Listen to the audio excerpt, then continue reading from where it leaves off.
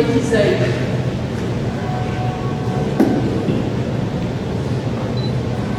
Ton serviteur réussira, dit le Seigneur. Il montera, il s'élèvera, il sera exalté. La multitude avait été consternée en le voyant, car il était si défiguré qu'il ne ressemblait plus à Adam. Il n'avait plus l'aspect d'un fils d'Adam. Et voici qu'il consacrera une multitude de nations. Devant lui, les rois resteront bouche bée, car ils verront ce que l'on ne leur a jamais dit. Il découvrira ce dont ils n'avaient jamais entendu parler. Qui aurait cru ce que nous avons entendu? À qui la puissance du Seigneur a-t-elle été ainsi révélée? Devant Dieu, le serviteur a poussé comme une plante chétive, enracinée dans une terre aride.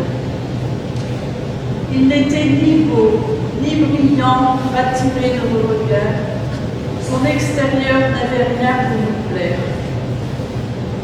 Il était méprisé, abandonné de tous, homme de douleur, familier de la souffrance, semblable au lépreux dont on se détourne. Et nous l'avons méprisé, compté pour rien. Pourtant, c'était nos souffrances qu'il portait, nos douleurs dont il était chargé.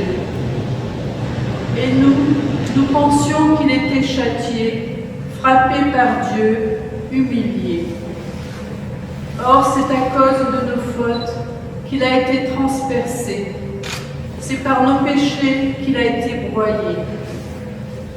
Le châtiment qui nous obtient la paix est tombé sur lui.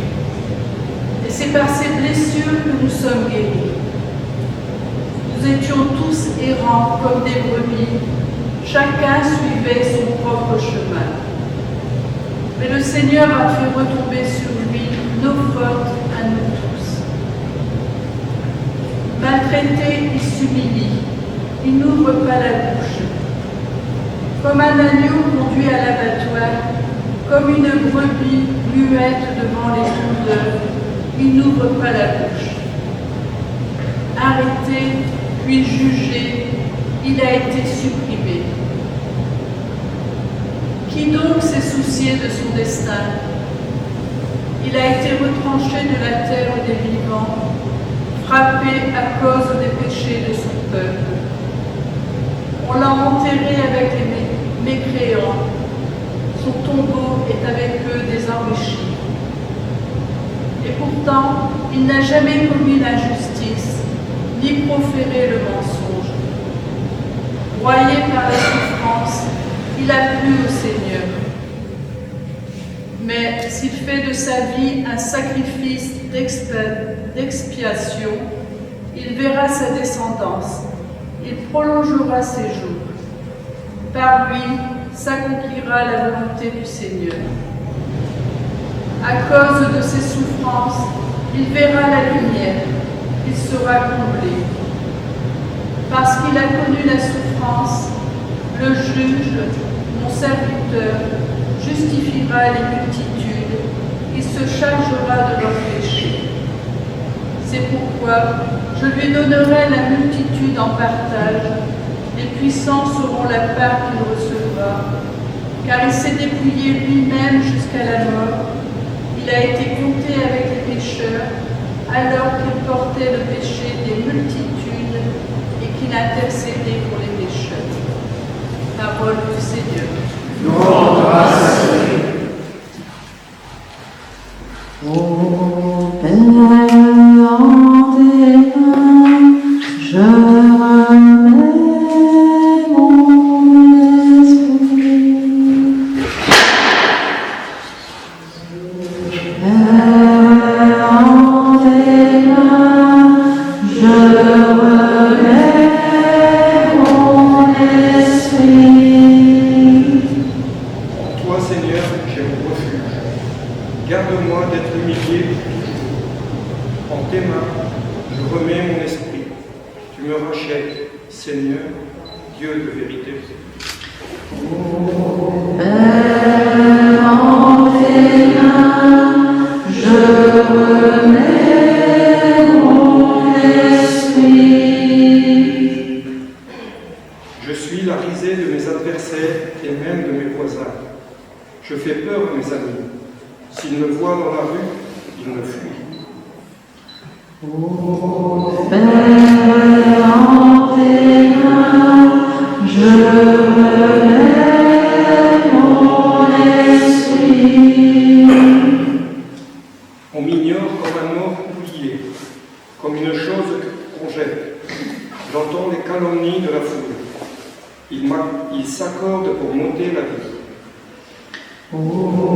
Père, en tes mains, je remets mon esprit.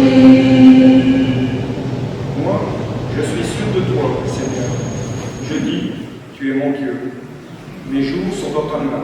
Délivre-moi des mains hostiles qui s'acharnent. Père, en tes mains, je remets mon esprit. Sur ton serviteur que s'illumine ta face. Sauve-moi par ton amour. Soyez forts, prenez courage, vous, tous qui espérez le Seigneur. Ô Père, en tes mains, je remets mon esprit.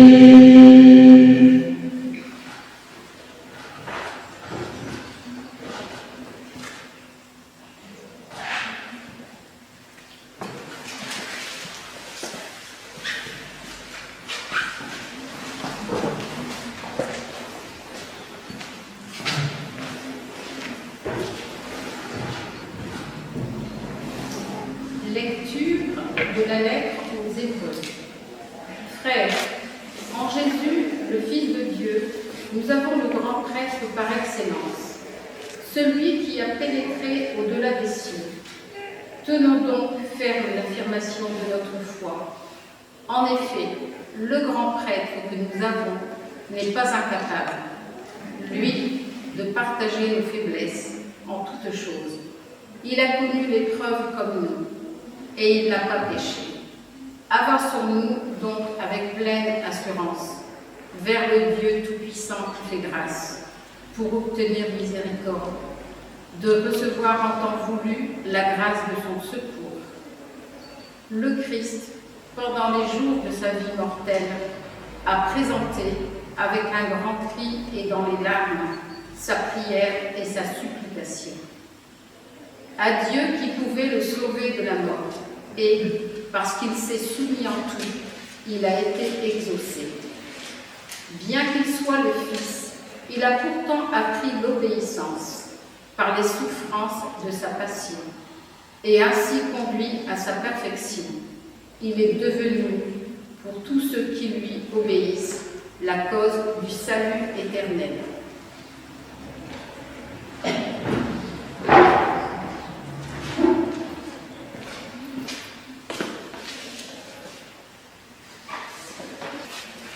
Le Seigneur soit avec vous. Et avec votre esprit. Passion de notre Seigneur Jésus-Christ, selon Saint Jean. Gloire à toi, Seigneur.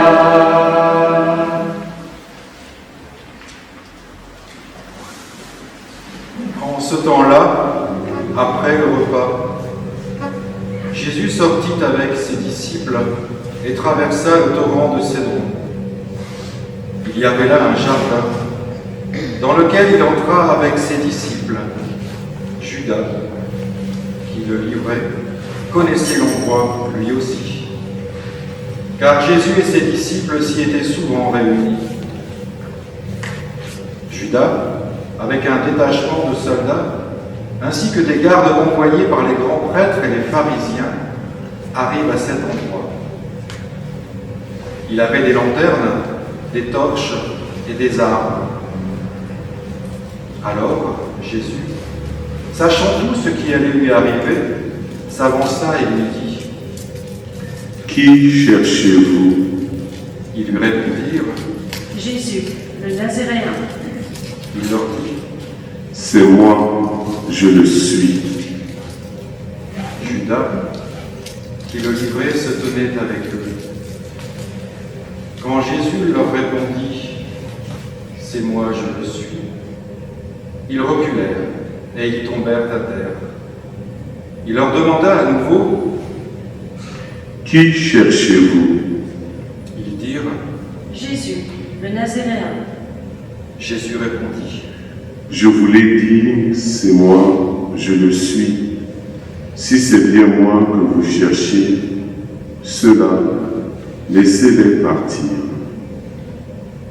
ainsi s'accomplissait la parole qu'il avait dite.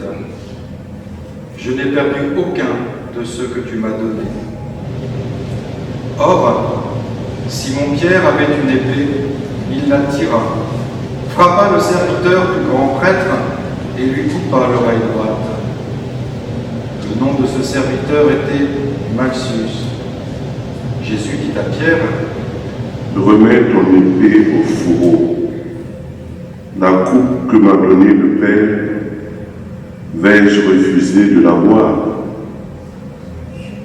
Alors la troupe, le commandement et les gardes juifs se saisissèrent de Jésus et le ligotèrent. Ils l'emmenèrent d'abord chez Anne, beau-père de Caïphe, qui était grand prêtre cette année-là. Caïphe était celui qui avait donné aux Juifs ce conseil. Il vaut mieux qu'un seul homme meure pour le peuple. Or, Simon-Pierre, ainsi qu'un autre disciple, suivait Jésus. Comme ce disciple était connu du grand prêtre, il entra avec Jésus dans le palais du grand prêtre. Pierre se tenait près de la porte, dehors. Alors l'autre disciple, celui qui était connu du grand prêtre, sortit, dit un mot à la servante qui gardait la porte et fit entrer Pierre. Cette jeune servante dit alors à Pierre, « N'es-tu pas, toi aussi, l'un des disciples de cet homme?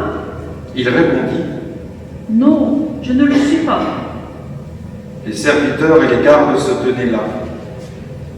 Comme il faisait froid, ils avaient fait un feu de braise pour se réchauffer. Pierre était avec eux, en train de se chauffer. Le grand prêtre interrogea Jésus sur ses disciples et sur son enseignement. Jésus répondit, « Moi, j'ai parlé au monde ouvertement. J'ai toujours enseigné dans la synagogue et dans le temple, là où tous les Juifs se réunissent. Et je n'ai jamais parlé en cachette. Pourquoi m'interroges-tu? Ce que je leur ai dit, demande-le à ceux qui m'ont entendu. Eux savent ce que j'ai dit. » À ces mots, un des gardes, qui était à côté de Jésus, lui donna une gifle en disant, « C'est ainsi que tu réponds au grand prêtre? » Jésus lui répliqua, « Si j'ai mal parlé, montre ce que j'ai dit de mal. Mais si j'ai bien parlé, pourquoi me frappes-tu? » Anne l'envoya, toujours ligoté, au grand prêtre Caïphe. Simon-Pierre était donc en train de se chauffer. On lui dit, « N'es-tu pas, toi aussi, l'un de ses disciples? » Pierre le nia et dit, « Non, je ne le suis pas. » un des serviteurs du grand prêtre, parent de celui à qui Pierre avait coupé l'oreille, insista, « Est-ce que moi, je ne t'ai pas vu dans le jardin avec lui? » Encore une fois, Pierre le nia. Et aussitôt, un coq chanta. Alors on emmène Jésus de chez Caïphe au prétoire. C'était le matin. Ceux qui l'avaient amené n'entrèrent pas dans le prétoire pour éviter une souillure et pouvoir manger l'agneau pascal.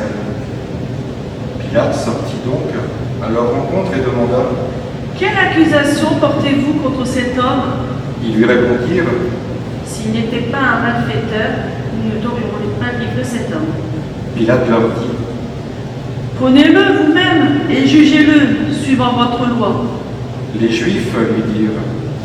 Nous n'avons pas le droit de mettre quelqu'un à mort.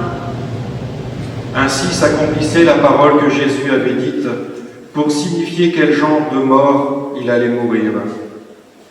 Alors Pilate rentra dans le prétoire, il appela Jésus et lui dit. Es-tu le roi des Juifs? Jésus lui demanda. Dis-tu cela de toi-même ou bien d'autres te l'ont dit à mon sujet? Pilate répondit. Est-ce que je suis juif, moi? Ta nation et les grands prêtres t'ont livré à moi.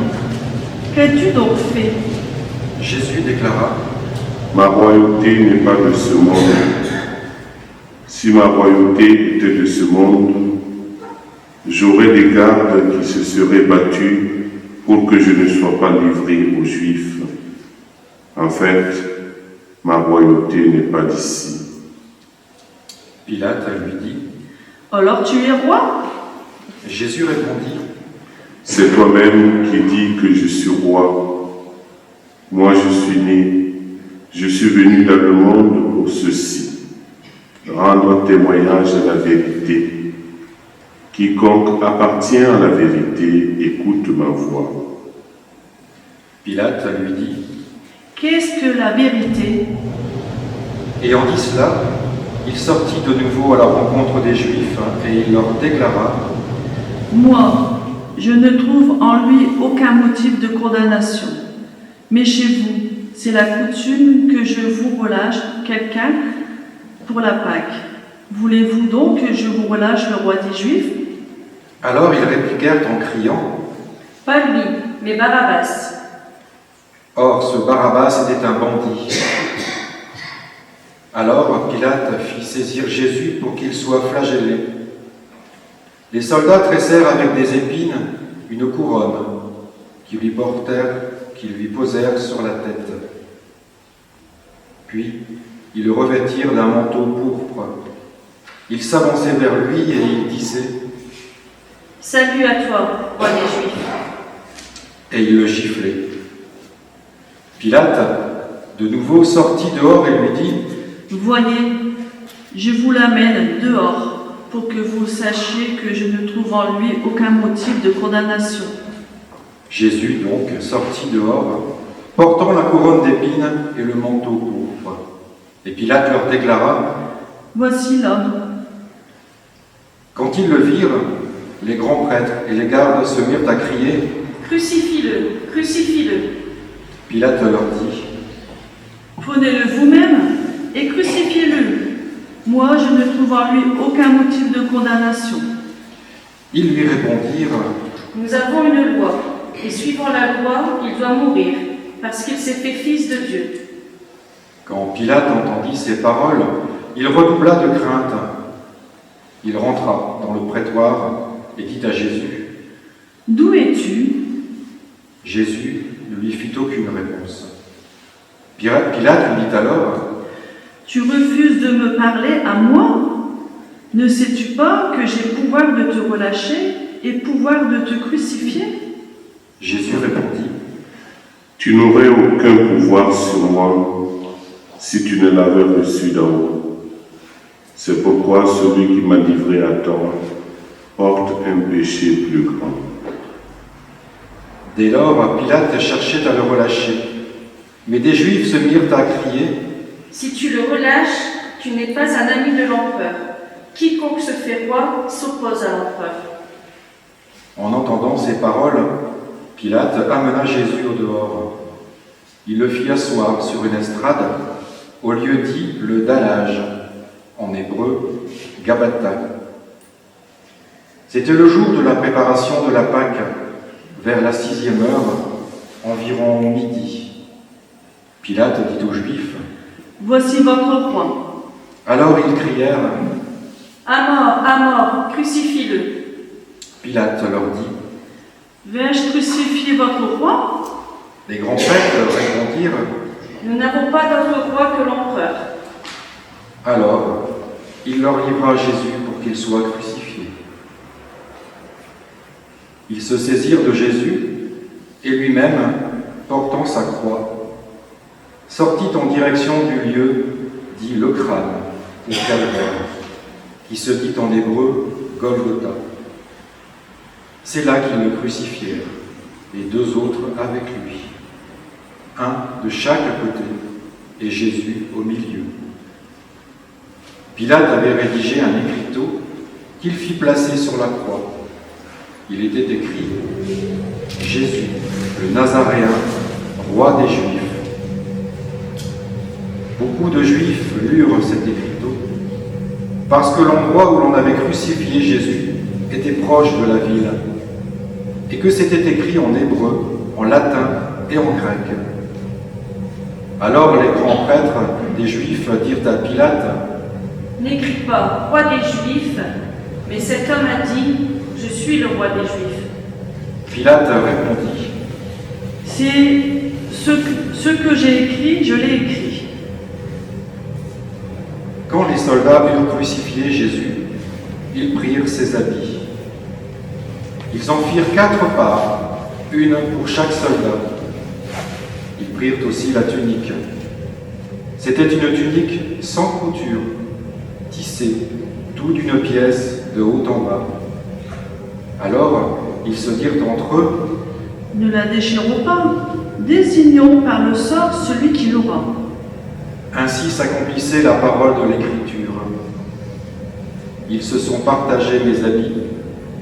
Ils ont tiré au sort mon vêtement. C'est bien ce que firent les soldats.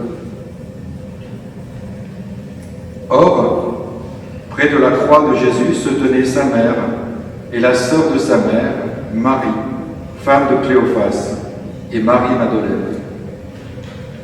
Jésus, voyant sa mère et près d'elle le disciple qu'il aimait, dit à sa mère: Femme, voici ton fils. Puis il dit au disciple: Voici ta mère. Et à partir de cette heure-là, le disciple l'a pris chez lui. Après cela, sachant que tout désormais était achevé pour que l'Écriture s'accomplisse jusqu'au bout, Jésus dit: J'ai soif. Il y avait là un récipient plein de boissons vinaigrées. On fixa donc une éponge remplie de ce vinaigre à une branche d'hysope, et l'on l'approcha de sa bouche. Quand il eut pris le vinaigre, Jésus dit: Tout est accompli. Puis, inclinant la tête, il remit l'esprit.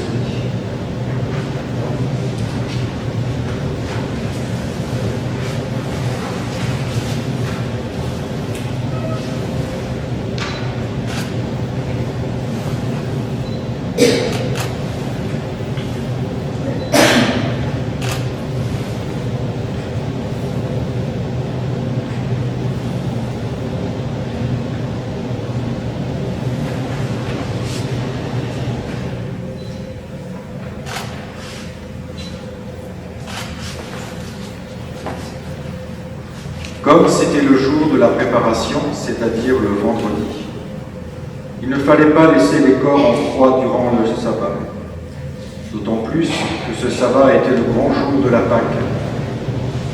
Alors, les Juifs demandèrent à Pilate qu'on enlève les corps après leur avoir brisé les jambes. Les soldats allèrent donc briser les jambes du premier, puis de l'autre homme crucifié avec Jésus. Ils arrivèrent à Jésus. Voyant qu'il était déjà mort, ils ne lui brisèrent pas les jambes. Mais un des soldats, avec sa lance, lui perça le côté. Et aussitôt, il en sortit du sang et de l'eau. Celui qui a vu rend témoignage, et son témoignage est véridique. Et celui-là sait qu'il dit vrai, afin que vous aussi, vous croyez. Cela, en effet, arriva pour que s'accomplisse l'Écriture. Aucun de ses os ne sera brisé. Un autre passage de l'Écriture dit encore « Ils lèveront les yeux vers celui qu'ils ont transpercé. » Après cela, Joseph d'Arimathie, qui était disciple de Jésus, mais en secret par crainte des Juifs, demanda à Pilate de pouvoir enlever le corps de Jésus. Et Pilate le permit. Joseph vint donc enlever le corps de Jésus. Nicodème, celui qui, au début, était venu trouver Jésus pendant la nuit, vint lui aussi. Il portait un mélange de myrrhe et d'aloès, pesant environ 100 livres. Ils prirent donc le corps de Jésus, qu'ils lièrent de linge en employant les aromates, selon la coutume juive d'ensevelir les morts. À l'endroit où Jésus avait été crucifié, il y avait un jardin, et dans ce jardin, un tombeau neuf, dans lequel on n'avait encore déposé personne. À cause de la préparation de la Pâque juive, et comme ce tombeau était proche, c'est là qu'ils déposèrent Jésus.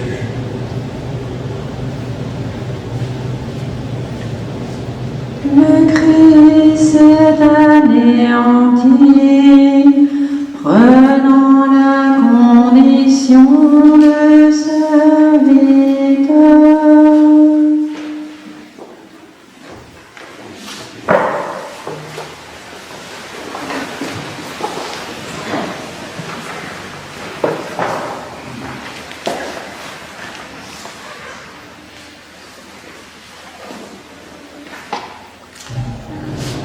J'ai soif.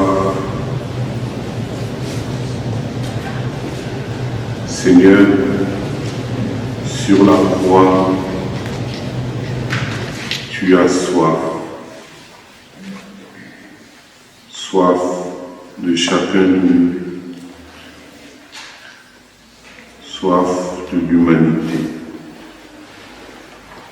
Cette humanité que tu es venu sauver. Tout est accompli. Que peut-on dire de plus que de contempler la croix en silence?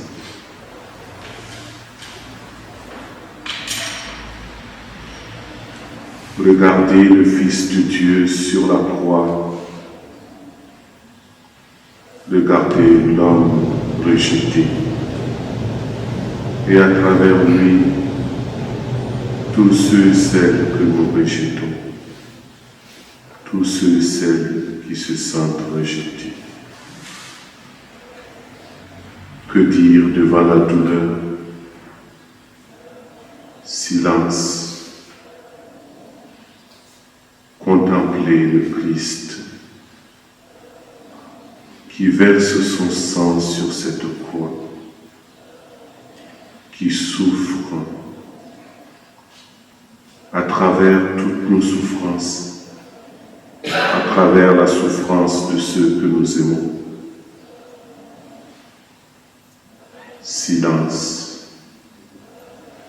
Dieu meurt sur la croix. Silence. Dieu se donne entièrement. Silence. Dieu vient nous embrasser tous pour nous entraîner. Il nous l'a dit, il n'y a pas de plus grand amour que de donner sa vie.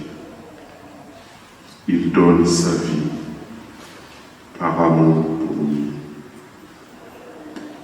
Seigneur, viens convertir notre cœur. Viens nous apprendre à aimer. Viens donner sens à nos souffrances. Viens donner sens à nos solitudes. Amen.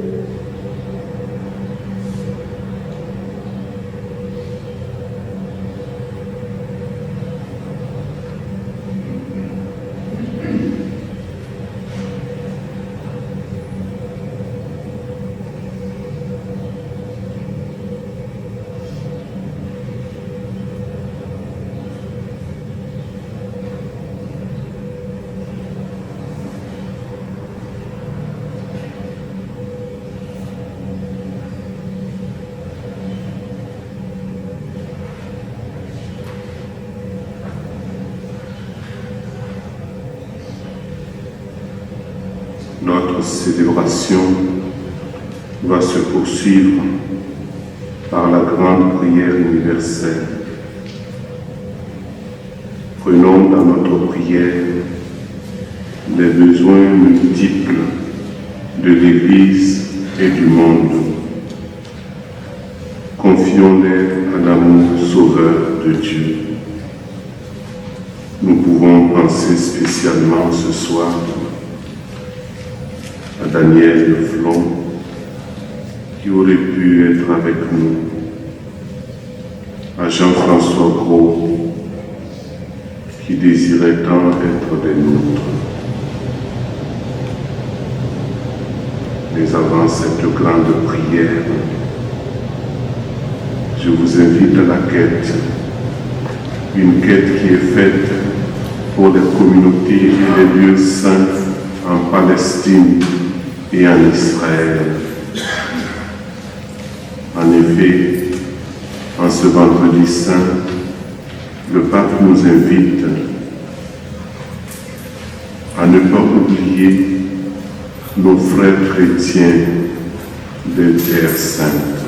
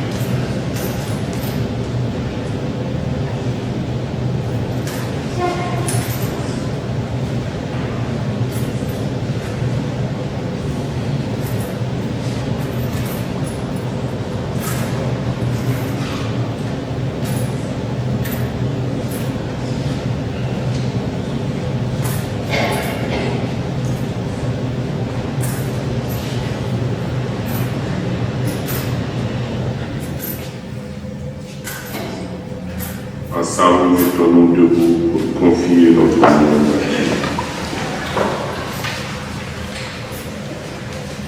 Prions, frères bien-aimés, pour la Sainte Église de Dieu. Que le Père Tout-Puissant lui donne la paix et l'unité, qu'il la protège dans tout l'univers et qu'il nous accorde une vie calme et paisible pour que nous rendions grâce à notre Dieu.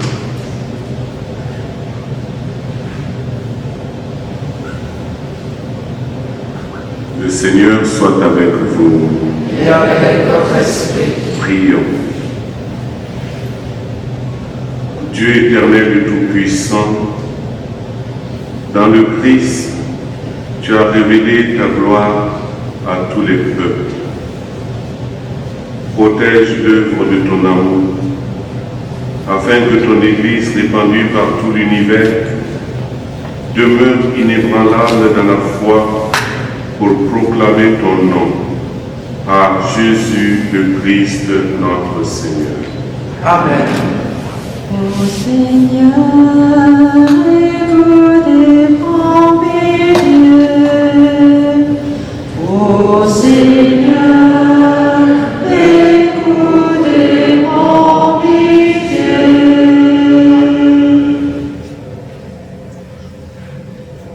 Prions pour notre Saint-Père le Pape François.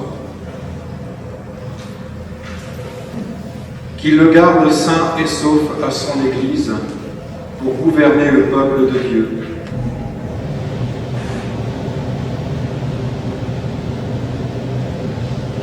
Le Seigneur soit avec vous. Et avec votre esprit. Prions. Dieu éternel et tout-puissant, dont la sagesse organise toutes choses, daigne écouter notre prière. Protège avec amour le pape François que tu as choisi, afin que, sous la conduite de ce pasteur, le peuple chrétien que tu gouvernes progresse toujours dans la vraie foi, par Jésus le Christ notre Seigneur. Amen. Ô Seigneur, écoute et prends pitié. Ô Seigneur, écoute et prends pitié.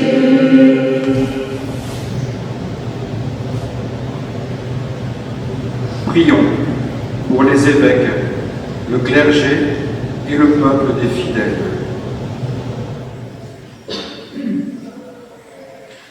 Pour notre évêque, Vincent, pour les prêtres, les diacres,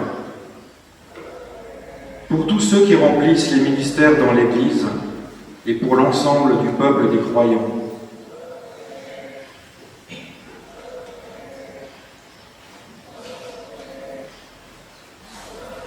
Le Seigneur soit avec vous. Et avec votre esprit. Prions.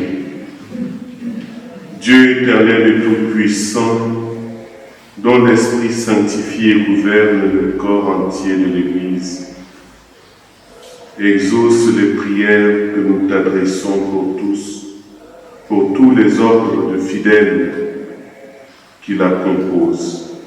Que chacun d'eux, par le don de ta grâce, te serve avec fidélité, par Jésus le Christ notre Seigneur.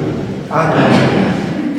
Ô Seigneur, écoute et prends pitié. Ô Seigneur, écoute et prends pitié. Prions pour les catéchumènes. Que Dieu notre Seigneur ouvre leur intelligence et leur cœur et les accueille dans sa miséricorde. Après avoir reçu le pardon de tous leurs péchés par le bain de la naissance nouvelle, qu'ils soient incorporés à notre Seigneur Jésus-Christ.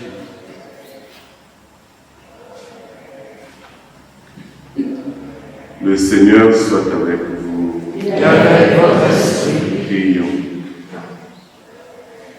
Dieu éternel et tout-puissant, toi qui assures toujours la fécondité de ton Église, augmente en nos catéchumènes l'intelligence et la foi, qu'ils renaissent à la source du baptême et prennent place parmi les enfants d'adoption, par Jésus le Christ notre Seigneur. Amen. Ô Seigneur, écoute et prends pitié. Ô Seigneur, écoute et prends pitié.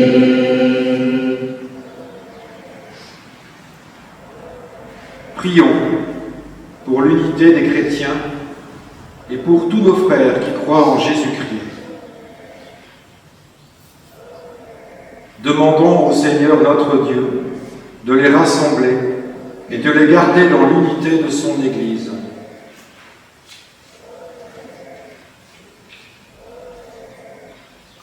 Le Seigneur soit avec vous. Et avec votre esprit. Prions. Dieu éternel et tout-puissant, toi qui rassembles ce qui est dispersé et qui fait l'unité de ce que tu rassembles, regarde avec amour l'Église de ton Fils. Nous te prions d'unir dans la totalité de la foi et par le lien de la charité tous les hommes qu'un seul baptême a consacrés, par Jésus le Christ notre Seigneur. Amen. Ô Seigneur, écoute et prends pitié. Ô Seigneur, écoute et prends pitié. Prions pour nos frères juifs à qui Dieu a parlé en premier. Qu'il progresse dans l'amour de son nom et la fidélité à son alliance.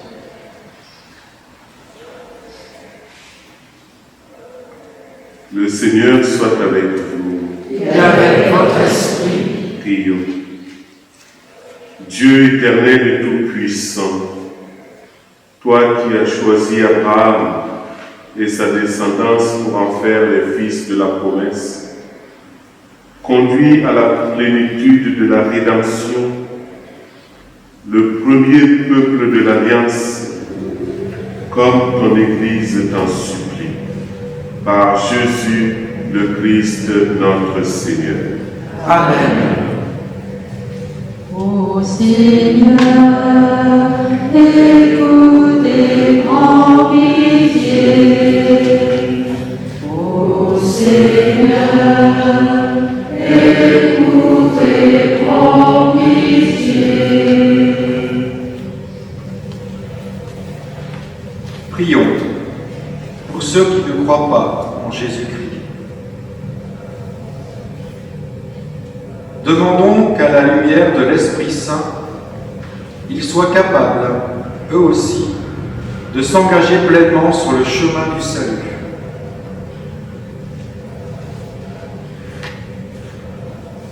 Le Seigneur soit avec vous. Et avec votre esprit. Prions. Dieu éternel et tout-puissant, donne à ceux qui ne croient pas au Christ d'aller sous ton regard avec cœur sincère, afin de parvenir à la connaissance de la vérité. Et donne-nous de mieux nous aimer les uns les autres et d'ouvrir davantage notre vie à la tienne, pour être dans le monde de meilleurs témoins de ton amour, par Jésus le Christ notre Seigneur. Amen. Ô Seigneur, écoute et prends pitié. Ô Seigneur, écoute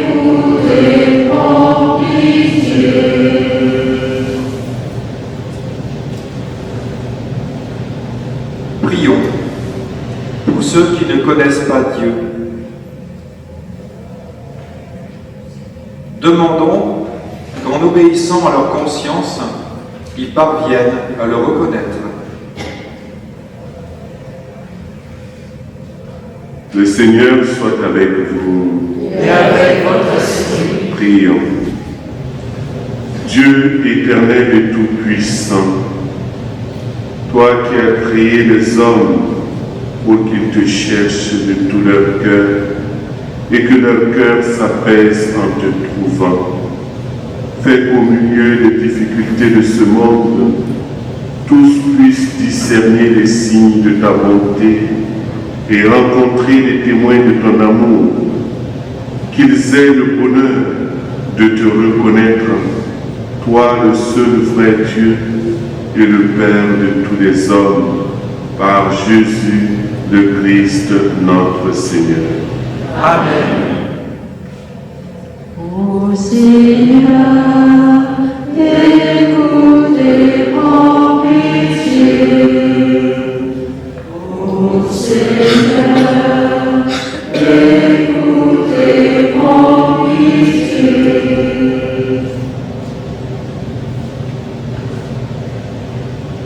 Prions pour les chefs d'État et tous les responsables des affaires publiques.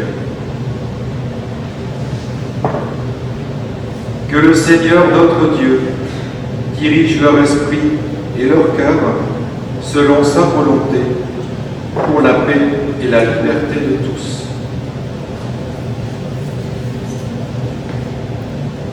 Le Seigneur soit avec vous. Prions. Dieu éternel et tout-puissant, toi qui tiens en ta main le cœur des hommes et garantis les droits des peuples, viens en aide à ceux qui exercent le pouvoir, que partout sur la terre s'affermissent avec la grâce, la sécurité et la paix, la prospérité des nations et la liberté religieuse. Par Jésus, le Christ, notre Seigneur. Amen. Ô Seigneur, écoute et prends pitié. Ô Seigneur, écoute et prends pitié.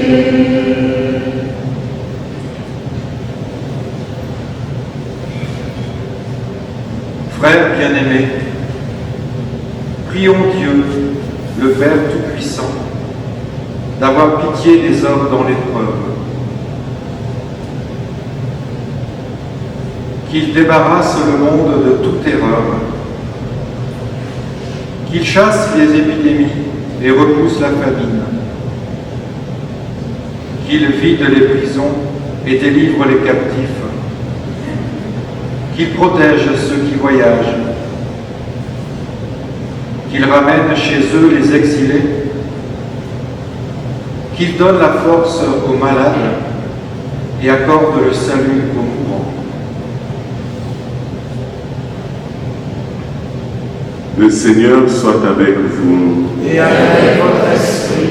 Prions. Dieu éternel et tout-puissant, consolation des affligés, force de ceux qui peinent, entends les prières des hommes qui t'appellent. Quelle que soit leur souffrance, qu'ils aient la joie de trouver dans leur détresse le secours de ta miséricorde. Nous te le demandons par ton Fils Jésus-Christ, notre Seigneur et notre Dieu, qui vit et règne avec toi dans l'unité du Saint-Esprit, pour les siècles des siècles. Amen. Ô Seigneur, écoute et prends pitié. Ô Seigneur, écoute et prends pitié.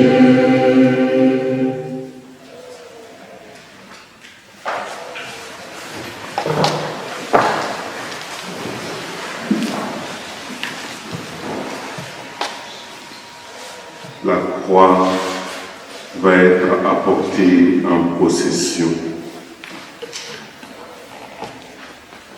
Nous pourrons nous avancer pour venir la vénérer lorsqu'elle nous sera présentée.